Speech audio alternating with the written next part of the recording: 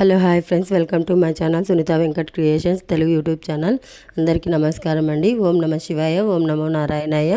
ఈరోజు మన వీడియోలో మెలికల్ ముగ్గుతో డిజైన్స్ ముగ్గు ఎలా వేసుకోవాలో నేర్చుకుందామండి.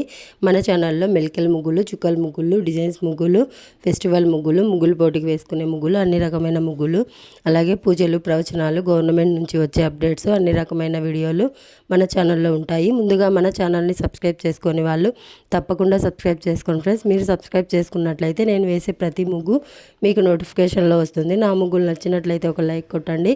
ఎలా ఉందో కామెంట్లో చెప్పండి. మీకు ఎలాంటి ముగ్గులు కావాలో కూడా కామెంట్లో చెప్పండి, షేర్ చేయండి.